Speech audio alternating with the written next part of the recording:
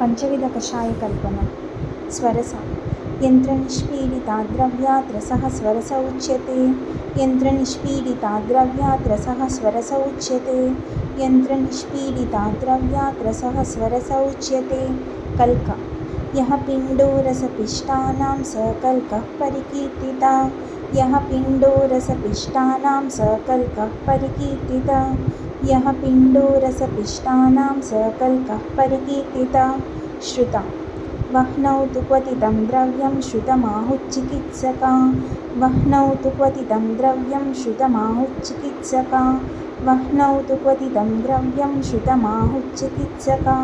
शीता द्रव्यादापोतितात् तोये प्रतप्ते निशि संस्थितात्। कषायो यो विनिर्याति स शीतः समुदाहृतः। द्रव्यादापोतितात् तोये प्रतप्ते निशि संस्थितात्।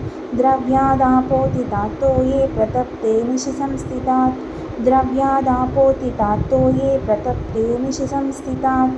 कषायो यो विनिर्याति स शीतः समुदाहृतः। कषायो यो विनिर्याति स शीतः समुदाहृतः।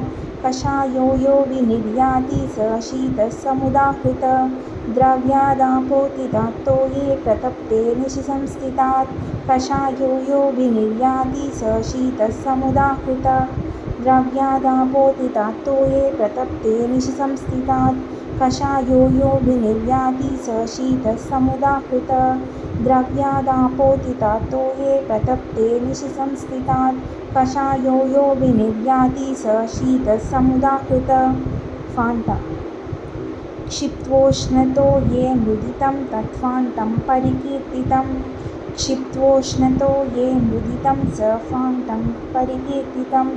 क्षिप्त्वोष्णतो ये मुदितं तत्फाण्टं परिकीर्तितं।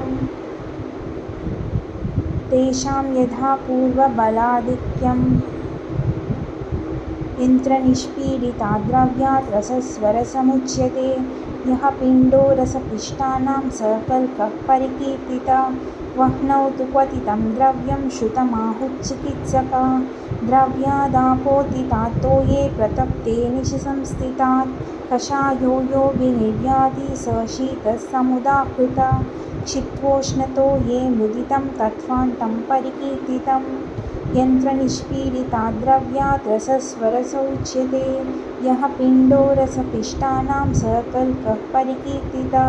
वह्नौ तु क्वथितं द्रव्यं श्रुतमाहुश्चिकित्सका। द्रव्यादापोतितात् तोये प्रतप्ते निशि संस्थितात्। कषायो यो विनिर्याति स शीतः समुदाहृतः। क्षिप्त्वोष्णतो ये मुदितं तत्फाण्टं परिकीर्तितं। यन्त्रनिष्पीडिता द्रव्यात् रसः स्वरस उच्यते। यः पिण्डो रसपिष्टानां स कल्कः परिकीर्तितः।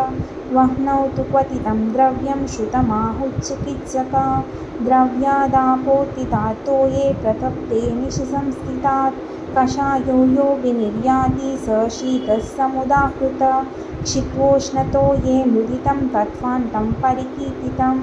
तेषां यथा पूर्वं बलाधिक्यं